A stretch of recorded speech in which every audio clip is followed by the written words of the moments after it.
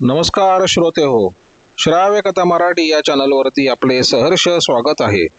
श्रोते हो, श्राव्य कथा मराठी या चॅनलवरती मी सध्या आपल्याला सुप्रसिद्ध रहस्य कथाकार श्री बाबूराव अर्नाळकर यांनी लिहिलेली एक थरारक कथा सादर करत आहे. कथेचं नाव आहे जंगली माणूस. या कथेचा पुढील भाग 6वा. ओटांबो अरण्यामध्ये दलदलीच्या प्रदेशावरील एका छोट्या बेटावर 9 भयंकर माणसं राहत होते. नदीच्या काठावर राहणाऱ्या इसिसी, नकोंबी, अकासावा जमातींनी त्यांचा शोध करण्याचा प्रयत्न केला नव्हता, कारण ते महान जादूगार आहेत असा त्यांचा समज होता. अनेक खून आणि इतर भयंकर कृत्य करणारी ती 9 दुष्ट माणसं एकत्र कशी आली हे कोणालाही माहीत नव्हतं. त्यांना अन्नाची, शस्त्रांची किंवा स्त्रियांची गरज लागली की ती बेलाशक वाटेल त्या मुलखावर छापा घालत. त्यांनी ज्या ठिकाणाचा आश्रय घेतला होता त्या ठिकाणाला वेढा घालायला मोठे सैन्य अपुरे पडले असते. सँडर्सची अशी कल्पना होती की ती 9 माणसं काही काळच एकत्र राहून नंतर ती आपल्या घराकडे परतत असावी. त्यामुळे त्यानं आजूबाजूच्या 100 मैलाच्या प्रदेशात असं जाहीर केलं होतं की त्या 9 पैकी एकालाही जो ठार करील त्याला भरपूर इनाम देण्यात येईल. पण सतत 2 वर्ष ते 9 जण धुमाकूळ घालत होते. मोसुनकुसू नावाच्या ठिकाणी रूथ ग्लॅडिन मिशनमध्ये नर्सचे काम करत होते आणि तिला श्वेतवर्णी यांनी सुंदरच म्हटले असते. पण तिथल्या काळ्या लोकांमध्ये ती अतिशय सामान्य होती, कारण तिचे ओठ बटबटीत नव्हते आणि शरीराने ती हडकुळी होती. नगोंबी लोकांच्या दृष्टीनं तिचे केस वाजवीपेक्षा लांब होते आणि तिचा चेहरा पक्षाप्रमाणे होता. पण सँडर्स जेव्हा तिच्याबद्दल विचार करत असे तेव्हा रूथ अतिशय सुंदर आहे असं त्याला वाटे. पण तो नेहमी तिच्याबद्दल विचार करत नसे, कारण ती म्हणजे आपणावरील एक मोठी जबाबदारी आहे असं त्याला वाटत असे. रूथ ज्या खेड्यात राहत होती ते जंगली नगोंबीपासून बरेच जवळ होते आणि स्वच्छंदी सीसीपासून दूर नव्हते, आणि त्या गोष्टीचीच त्याला नेहमी चिंता वाटत असे. त्यामुळे आपल्या विश्वासातल्या बोसांबोला त्यानं तिच्यावर नजर ठेवायला सांगितलं होतं. इसिसी येथे फेम्बेनी नावाच्या एका इस्मानं ख्रिश्चन धर्माचा स्वीकार केला. त्यावेळी सँडर्स ओको नावाच्या माणसाचा शोध करत होता. आपल्या बायकोचा खून करून ओको मोसुनकुसून जवळ दडी मारून बसला आहे असं त्याची बातमी होती, आणि त्यामुळे सँडर्स रूथच्या मिशनमध्ये गेला आणि त्यावेळी तिनं उत्साहानं फेबेनीच्या धर्मांतराची माहिती त्याला सांगितली. सँडर्सला ती माहिती ऐकून मुळीच उत्साह वाटला नाही. तो म्हणाला, मी त्या फेबेनीला ओळखतो. काही फायद्याची आशा असल्याखेरीज तो असल्या भानगडीत पडणार नाही. रूथ, तू जर या भलत्या ठिकाणी राहत नसलीस तर बरं झालं असतं. तुम्ही आता मुद्दा सोडून बोलत आहात, ती हसून म्हणाली. आपण आता फेबिनीबद्दल बोलत होतो आणि मला वाटतं तुमचं त्याच्याबद्दल मत चुकीचं आहे. सँडर्स काही बोलला नाही, पण जेव्हा ती त्याच्याकरता चहा तयार करण्यासाठी झोपडीतल्या आतल्या भागात गेली तेव्हा त्यानं महम्मद शिपाईला जवळ बोलवलं आणि फेबिनीला तिथे घेऊन यायला सांगितलं. तो चहा घेत होता आणि रूथ त्याला आपल्या कामाची माहिती देत होती. तोच फेबिनी तिथे आला. त्यानं तुमान चढवली होती आणि अंगात जॅकेट घातलं होतं. तो सरळ आत आला आणि त्याने एक खुर्ची सरकवून सँडीच्या समोर बसला. सँडर्सनं त्याच्याकडे बराच वेळ रोखून बघितलं आणि नंतर त्याला विचारलं, तुला माझ्यासमोर खुर्चीवर बसायला कोणी सांगितलं?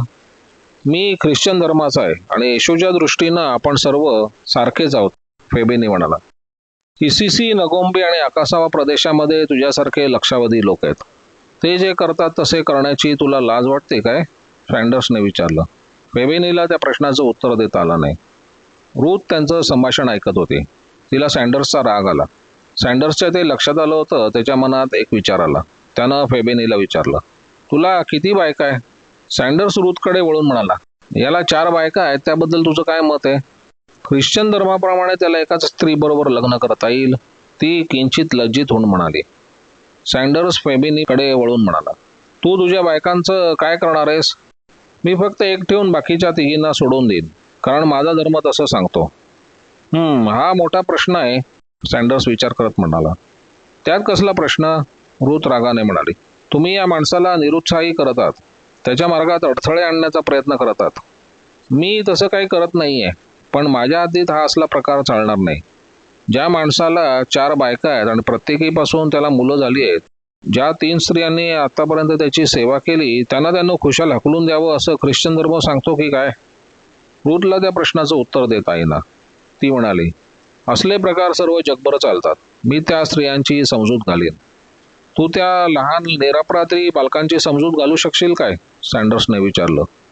रूथला त्या प्रश्नाचं उत्तर देता आलं नाही, त्यामुळे ती चिडून तिथून निघून गेली.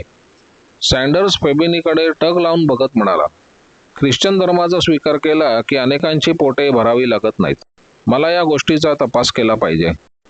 ते ऐकून फेबिनी अस्वस्थ झाला. एक बायको असणं किंवा 40 असणं या गोष्टीचं त्याला महत्त्व नव्हतं.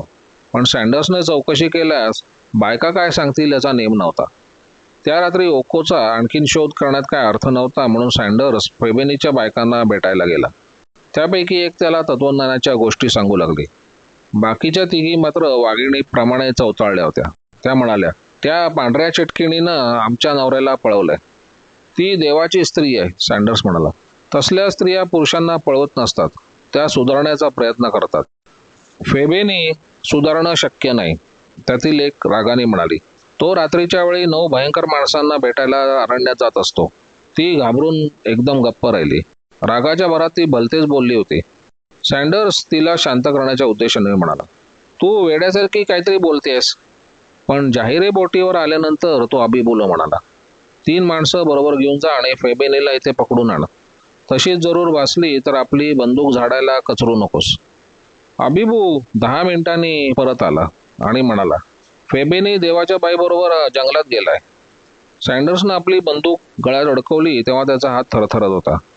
तो म्हणाला, अबिबू, तू बाकीच्या माणसांना गोळा करून माझ्या मागे ये. नाही, मी तुमच्याबरोबरच येणार. बाकीचे मागावून येतील. ते दोघे मिशनच्या आवारात गेले तेव्हा तिथल्या एका लहान मुलीनं फेबिनी कोणत्या दिशेने गेला हे त्याला दाखवलं. सुमारे 100 यार्ड गेल्यानंतर सँडर्स खाली वाकला आणि कुत्र्याप्रमाणे नाकाने हुंगू लागला. शोध करताना त्याला तिथे काही काचांचे तुकडे सापडले. नाकाने हुंगत सँडर्स पुढे चालला होता आणि स्वामी भक्त अबिबू त्याच्या मागून चालला होता. रूथला सँडर्सचा राग आला होता. तिनं ख्रिश्चन धर्माकडे वळवलेल्या पहिल्या माणसाला सँडर्सनं नाराज आणि निरुत्साही केलं होतं. त्यामुळे ती बागेत फिरत असताना फेबिनीने जेव्हा तिच्याबरोबर धर्माबद्दल चर्चा करण्याची इच्छा दर्शवली तेव्हा ती उत्साहाने ख्रिश्चन धर्माची महती सांगू लागली. फेबिनीनं बोलत बोलत तिला दूर नेलं, पण बोलण्याच्या नादात तिच्या ते लक्षात आलं नाही. सँडीने माझ्या मनात शंका निर्माण केली आहे, फेबिनी म्हणाला. ते ऐकून तिनं कपाळावर आठ्या चढवल्या. तिला सँडर्स आवडत होता, पण या क्षणाला तिला राग आला होता. पुष्कळ पांढऱ्या लोकांना तशी सवय असते, पण तू सँडीचं बोलणं मनावर घेऊ नको, ती म्हणाली. मी तुमच्याकरता हे मुद्दाम विकत घेतलंय. यासाठी मला एक मिठाचं पोतं द्यावं लागलं. आपल्या कातडी बटव्यातून एक चपटी अत्तराची बाटली काढत तो म्हणाला. ते उग्र दर्पाचे अत्तर तिथल्या जंगली लोकांना अतिशय प्रिय होते, त्याला माहिती होते. त्यानं त्या बाटलीचं झाकण उघडलं आणि ती बाटली तिच्या हाती दिली. त्या उग्र दर्पाला घाबरून तिनं हसतच त्या बाटलीचं झाकण बंद केलं. तुम्ही माझं सँडीपासून रक्षण केलं पाहिजे, कारण तो देवाचा माणूस नसून सैतान आहे, फेबिनी म्हणाला. नाही, ते सैतान नाही आहेत. तुला ते अपाय नाही करणार, ती मृदू स्वरात म्हणाली. पण सँडी नदी ओलांडून माझ्या बायकांना भेटायला गेलाय. त्या माझ्या बायका माझ्या विरुद्ध काहीतरी सांगतील. त्या काय विरुद्ध सांगणार? त्या वाटेल ते खोटे सांगतील आणि सँडी माझ्या गळ्याला फास लावेल, ती हसून म्हणाली. तुला तशी भीती बाळगण्याचं काही कारण नाही. आपण फार दूर आलो हे तिच्या लक्षात आलं आणि ती मागे वळली, पण त्यानं तिची वाट अडवली. आपल्याला धोका आहे हे तिच्या त्यावेळी लक्षात आलं. सँडी जर मला ठार मारण्यासाठी आला तर मी त्याला सांगेन, तुझ्या जातीची एक स्त्री माझ्या ताब्यात आहे आणि जर तू मला क्षमा केली नाहीस तर ती जिवंत राहणार नाही, तो म्हणाला. तिनं पळण्याचा प्रयत्न केला, पण त्यानं तिला लागलीच पकडलं. तिनं किंकाळी फोडली, पण त्याबरोबर त्यानं एका हातानं तिचं तोंड दाबलं आणि तिला अर्धवट उचलत ओढत त्यानं अरण्याकडे नेलं. ती भीतीनं अर्धमेली झाली. तिच्या हातातील अत्तराची बाटली खाली पडली आणि फुटली.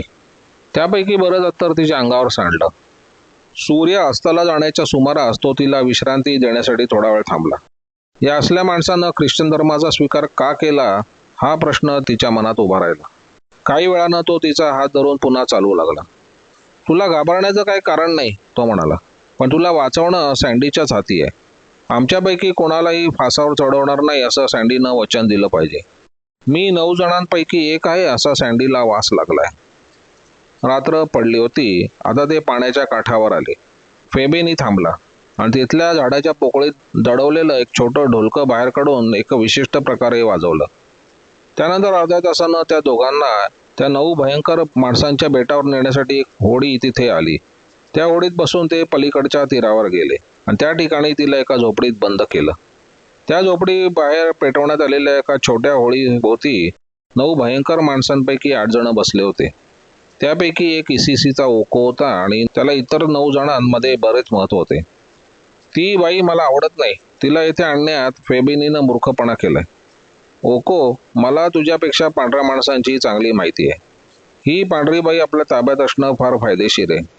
जर सँडीनं तुला किंवा मला पकडलं तर त्याला आपल्याला धमकी देता येईल. पण ओकोचं समाधान झालं नाही. तो म्हणाला, मला सुद्धा पांढऱ्या लोकांची माहिती आहे. सँडीनं आपल्याकडे दुर्लक्ष केले असते, पण तो आपला पिच्छा सोडणार नाही. त्याची स्मरणशक्ती वाहणाऱ्या नदीच्या प्रमाणे कधी थांबत नाही. आकाशवाच्या एका माणसानं एक वाईट गोष्ट सुचवली. ओकोनं त्याबद्दल काही विचार करता येईल असं सांगितलं, पण त्याच्या मनात तो विचार रुथला बघताच आला होता. मध्यरात्र उलटली तशी त्यांची चर्चा चालली होती. त्यानंतर ओको उठला आणि हळूहळू रूपच्या झोपडीकडे गेला. त्याला आत जाताना बाकीच्या 7 जणांनी बघितलं आणि एक किंकाळी ऐकली. ओकोनं तिला ठार केलं असावं, फेबिनी म्हणाला. ते बरंच झालं, बाकीचे म्हणाले. फेबिनी उठला आणि त्या झोपडीकडे गेला. ओको, तो अगदी हलक्या स्वरात म्हणाला, पण त्याच वेळी त्याच्या गळ्याभोवती पोलादी हातांचा विळखा पडला आणि दुसऱ्या कोणीतरी त्याचे पाय ओढून त्याला खाली पाडलं. फेबिनी, मी तुझीच वाट बघत होतो, कोणीतरी त्याच्या कानात म्हणालं. त्याचे हात मागे खेचण्यात येऊन बेड्या घालण्यात आल्या. सँडीचा आवाज त्यानं ओळखला होता. ओको मेलाय. जर त्याचं ओरडणं तू ऐकलं असतंस तर तूही मेला असतास. सँडर्स आणि अबिबू बाकीच्या माणसांना त्या सापळ्यात पकडण्यासाठी अंधारात बसले होते. सकाळी अहमदच्या नेतृत्वाखाली हौसा शिपायांची एक तुकडी सँडर्सच्या पावलांच्या खुणाने तेथे येऊन पोहोचली. तेथे एकदम 4 प्रेत होते. तळ्याच्या काठावर पारा करणारा त्यांचा 9वा साथीदारही त्या चौघात होता. तेथून रूथला हलवण्यात आलं व तिच्याबरोबर त्या दरोडेखोरांनी पळवून आणलेल्या कित्येक जंगली स्त्रियांनाही पाठवण्यात आलं. फेबेनी आणि त्याचे 4घे साथीदार यांचा न्याय करण्यात आला. फेबेनी, तुला मी एक गोष्ट विचारतो, सँडर्स म्हणाला. तुझा जादूवर विश्वास आहे की धर्मावर? मी तुझ्याच धर्माचा हे लक्षात ठेव. मग तुला मृत्यूपूर्वी प्रार्थना करण्याचा वेळ दिला पाहिजे, सँडर्स म्हणाला. अबिबू, या माणसाला आपण सर्वात शेवटून फासावर चढवूया. तू सैतान आहेस, फेबेनी म्हणाला. नाहीतर माझा माग काढत तू एकटाच या अरण्यात आला नसतास. सँडी, मी ख्रिश्चन नाही. तुझ्याखेरीज सर्व देवांची माणसं मिशनरी मूर्ख आहेत. मला माझ्या सोबत्यांबरोबर फासावर चढव. सँडर्सने त्या गोष्टीला मान्यता दिली. दुसऱ्यांच्या प्रदेशात जबरदस्तीने घुसून जाळपोळ करायची आणि त्यातल्या स्त्रियांना पळवायचं हा नगोंबी जातीचा मोठा दुर्गुण होता. ही असली शिकार करणं नीती, धर्म आणि कायदा याच्या विरुद्ध आहे असे त्या लोकांना शिकवण्याचा सँडर्सनं आटोकाट प्रयत्न केला. अखेरीस नगोंबीच्या एका शहरामध्ये एक सूळ बसवला आणि त्या राजाला तिथल्या रात्री लोकांसमोर सुळावर चढवलं. पण 3 आठवड्यानंतर नव्या राजानं तोच गुन्हा केला. सँडर्सनं त्या राजाला फासावर चढवलं नाही. त्यानं बोगोलीला जाहीरतेने फटक्यांची शिक्षा दिली.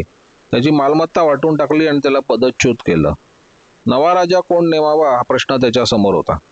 बाजूच्या ओचोरीच्या बोसुंबलात नगोंबीचा राजा बनवावा असं त्याच्या मनात आलं, पण तसा प्रयोग करून बघणं धोक्याचं होतं. तुरुंगात पाठवलेल्या बोगोलीला 2 मुलं होती आणि 1 मुलगी होती. एका मुलाला झोपाळूपणाचा रोग जडला होता आणि दुसरा मूर्ख होता.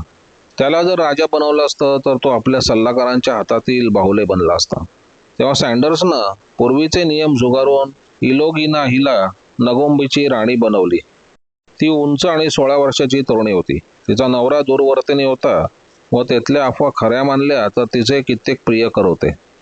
सँडर्सनं तिला मोठ्या समारंभानं गादीवर बसवलं. तो तिला म्हणाला, इलोगिना, तू आता या प्रांतावर राज्य कर आणि या ठिकाणी भानगडी होऊ देऊ नकोस. मी तुझ्या पाठीशी आहे. जर कोणी तुला म्हणालं की तू एक स्त्री आहेस म्हणून मी तुझं ऐकत नाही, तर मी त्याला तुझं ऐकायला भाग पाडीन. देवा, मी शहाणपणाने राज्य करीन, ती म्हणाली.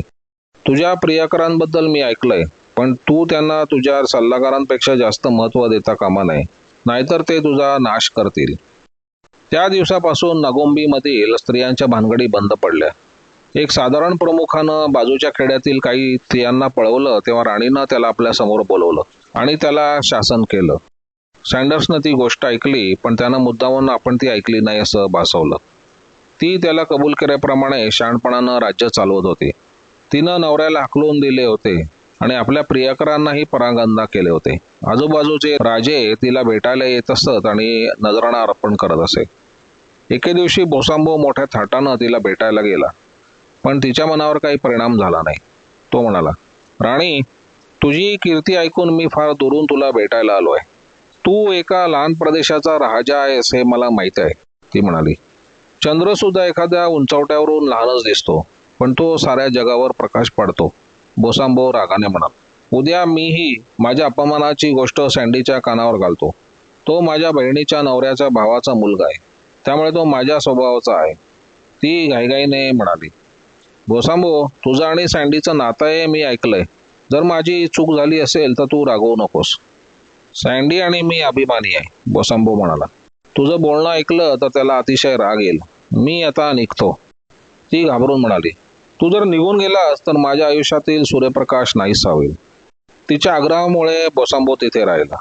2-3 दिवस तिथे राहून त्यांनी गप्पा गोष्टी केल्या. तिनं त्याला भेट म्हणून हस्तिदंत दिले. माझा सँडी हे ऐकून खूप खुश होईल, बोसांबो म्हणाला. त्याचं तुझ्यावर प्रेम आहे व तुझ्याबद्दल त्यानं मला सांगितलं पण आहे. आता त्याचंच तुझ्यावर प्रेम जडेल यात काही शंका नाही. तिनं ती गोष्ट विशेष उत्सुकतेने ऐकली आणि एक नवीन विचार तिच्या मनात आला. एखाद्यानं आपल्या साऱ्या आयुष्यात जितका खोडसाळपणा केला नसेल तितका बोसांबोनं अवघ्या 3 दिवसात केला होता. 6 महिन्यानंतर त्या गोष्टीचे परिणाम दिसून आले. फिरतीवर निघालेला सँडर्स तिच्या सुशा शहरात आला. तिथला कारभार बघून त्याला समाधान वाटले. तिला राणी बनवण्याचा प्रयोग कल्पनेपेक्षा जास्त यशस्वी झाला होता. राणी, तू फार चांगल्या प्रकारे राज्य करत आहेस, तो दरबारात म्हणाला. ती लाजून म्हणाली, देवा, तुझ्यावर माझं प्रेम आहे म्हणून मी हे सर्व केले. मी माझे सर्व प्रियकर हाकलून लावले. माझ्या मूर्ख नवऱ्याला दुसऱ्या एका खेड्यात कायमचा पाठवला आहे. देवा, मी तुझी गुलाम आहे. तिनं आपल्या जागेवरून उठवून त्याच्यासमोर गुडघे टेकले व आपल्या सर्व लोकांसमक्ष त्याचा उजवा हात पकडून आपल्या डोक्यावर ठेवला. सँडर्स घामाघूम झाला, कारण तो जंगली लोकांचा सामान्य विधी नसून लग्नाचा होता. शेकडो लोकांसमोर राणी इलोगिनाने सँडर्स बरोबर विवाह केला. उठ राणी, उठ, लोक तुला वेडी म्हणतील, तो कसंबसं म्हणाला. देवा, माझं तुझ्यावर प्रेम आहे. तुमचा बोसांबो यालाही आपलं लग्न व्हावं असं वाटतं. सँडर्स तिला काही बोलला नाही.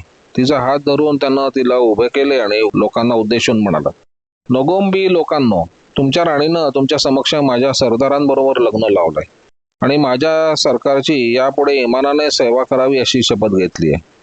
सँडर्सनं युक्तीनं त्या पेचातून आपली मुक्तता करून घेतली, पण राणी मात्र भयंकर संतापली आणि म्हणाली, देवा, माझा तसा अर्थ नव्हता, पण आमच्या लोकांच्या चालीप्रमाणे त्याचा अर्थ तसाच होतो, सँडर्स म्हणाला. तिनं क्षणभर त्यांच्या नजरेला नजर भिडवली आणि ती त्याच्याकडे पाठ फिरून निघून गेली. त्या दिवशी त्याला पुन्हा राणी दिसली नाही. आपण उद्याचा दिवस येथेच राहू, जाहिरेवर गेल्यावर सँडर्स अबिबूला म्हणाला. नंतर आपण ओचोरीला जाऊ. मला बोसांबो बरोबर बोलायचं आहे. बोसांबोला आनंदच होईल, अबिबू म्हणाला. मला शंका वाटते, सँडर्स म्हणाला. त्या रात्री तो झोपायला गेला तेव्हा तो थकला होता. त्याच्या झोपण्याच्या केबिनच्या दारावर आणि खिडक्यांवर बारीक जाळीचे पडदे सोडले होते. ते जर पडदे नसते तर हजारो कीटक आणि डास केबिनमध्ये शिरले असते. त्यानं कपडे बदलले आणि तो बिछाण्यावर पडणार होता, पण तरी नेहमीच्या सवयीप्रमाणे त्यानं दिवा लावला. त्याच्या बिछाण्यावर 3 काटे ठेवले होते. सँडर्सनं आपल्या टेबलाचा खण उघडून एक चिमटा बाहेर काढला. ते 3 काटे उचलून आपल्या टेबलवर ठेवले आणि काचेचे ग्लास उपडे ठेवले. काळजीपूर्वक बिछाण्याची तपासणी करून त्यानं तो उलटा केला आणि झोपला. पहाटेपूर्वी तो जागा झाला आणि 5 मिनिटं तो मुद्दाम अधूनमधून विवळत बिछाण्यावर बसला. त्याबरोबर तो कानोसा घेत होता. बाहेर कुठेतरी पाचोळा तोडवल्याचा आवाज झाला आणि एका क्षणात उडी घेऊन सँडर्स बाहेर पडला. तो जहाजाच्या शिडीवरून त्वरेने खाली उतरला आणि एका धावेसरशी पळणाऱ्या व्यक्तीला त्यानं पकडलं. ती 15 वर्षाची तरुणी होती. सँडर्सनं तिला हाताला पकडून आपल्या केबिनमध्ये नेलं. तुझं नाव काय? मेदिनी, 9 प्रियकरांची स्त्री. इथे का आली होती? जहाजावरील दिवे बघण्यासाठी आली होती. सँडर्सच्या बोटीवर अलीकडे बऱ्याच नवीन सुधारणा केल्या होत्या. आता तिथे विजेच्या दिव्यांची सोय केली होती. त्या दिव्यांचे बऱ्याच जंगली लोकांना आकर्षण वाटत असे. तुला त्या बोटीवर नजर ठेवण्यासाठी कोणी पाठवलं होतं ते सांग. कोणी नाही. हे पा, माझ्याकडे एक जादू आहे. तुला कोणी सांगितलं मेदिनी काठावर उभी राहून गाणं सागे आणि सँडी दुःखाने वेवळू लागला की मला येऊन बातमी सांग. बोल मेदिनी, माझी जादू सांगते ते खरं आहे की नाही? ती घाबरून म्हणाली, देवा ते खरं आहे, पण मी जर बोलले तर मला मरावे लागेल.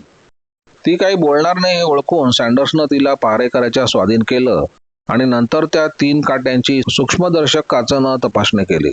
त्या काट्यांना रक्त लागलं होतं. ते काटे आपल्या मृत शत्रूच्या शरीरात खुपसून काही काळ ठेवायचे. ते विषारी बनल्यानंतर त्याचा उपयोग करायचा ही झुडपात राहणाऱ्या लोकांची युक्ती होती. सँडर्सनं अबिबूला सांगून राणीला जहिरेवर आणले. मी तुला येथून घेऊन जाणार आहे, कारण तू मला विषारी काट्याने ठार मारण्याचा प्रयत्न केला होतास. सँडर्स तिला म्हणाला. माझ्यावर प्रेम असल्यामुळे मेदिनीने ते केले. मी तिला तसे करायला सांगितले असे जर ती म्हणत असेल तर ते खोटे आहे, ती म्हणाली. तुला आणखीन बोलण्याची गरज नाही, सँडर्स म्हणाला. पण त्यानं ताबडतोब जहाज सुरू करण्याचा हुकूम दिला. सँडर्सचं स्वागत करण्याची बोसांबोनं मुळीच तयारी केली नव्हती. जेव्हा सँडर्स बरोबर नगोंबीची राणी येणार आहे त्याला समजलं, तेव्हा आजची वेळ वाईट आहे हे त्यानं ओळखलं. त्यानं नेहमीप्रमाणे आपल्या लांबलचक स्वागताच्या भाषणास सुरुवात केली. पण त्याला थांबवून सँडर्स रागाने म्हणाला, तू या बाईच्या डोक्यात भलत्याच कल्पना शिरवल्या. माझ्या घराण्यात तिचं लग्न झाल्याशिवाय तिचं समाधान होणार नाही. त्यामुळे तू आता योग्य गोष्ट केली पाहिजे. देवा, मी तुझाच आहे, बोसांबो म्हणाला. तू जे तिला सांगितलं ते खरं असलं तर तू माझा काकाही आहेस, सँडर्स म्हणाला. राणी त्या दोघांचं भाषण ऐकत होती. ती स्त्री आहे आणि तिनं मनात घेतलेली गोष्ट पूर्ण झाल्याशिवाय तिचं समाधान होणार नाही. पुढं काय होणार आहे बोसांबोनं तर्काने ओळखलं होतं. तो इंग्रजीत बोलू लागला. त्या बाईला अक्कल नाही. मला ती माकडांची भाषा बोलायची नाही, सँडर्स म्हणाला. आता तू हिच्याबरोबर लग्न केलं पाहिजेस आणि आज रात्रीच ती नगोंबी इथे परत जाईल. देवा, मी तुझ्या धर्माचा आहे. मला बायको असताना हिच्याबरोबर लग्न करता येईल?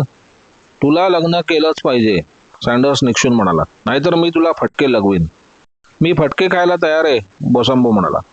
नुसतं फटक्यांनी नाही भागणार. मला ओचोरीसाठी नवीन राजा शोधावा लागेल. ही एक मोठी शरमेची गोष्ट होईल, बोसांबो घाबरून म्हणाला. देवा, तुला माहितीच आहे, माझा बाप आणि बापाचा बापही या देशावर राज्य करत होता. माझ्या शरीरात राजाचं रक्त खेळत आहे. तुझ्या शरीरामध्ये मोनरोवियामधील चोरांचे रक्त खेळत आहे. आणि तुझा बाप आणि बापाचा बाप कोण होता हे तुला माहीत नाही, सँडर्स म्हणाला. आज तुला लग्न केलं पाहिजे. काका, तुमचं म्हणणं मला मान्य आहे, बोसांबो म्हणाला. सँडर्सनं आपल्या हातातील चाबूक घट्ट आवळला. त्याला ते सहन करणं भाग होतं. सँडर्सच्या घराण्यात लग्न झाल्याशिवाय राणीचं समाधान होणार नव्हतं. त्यामुळे बोसांबो बरोबरचं आपलं नातं त्याला कबूल करावं लागलं.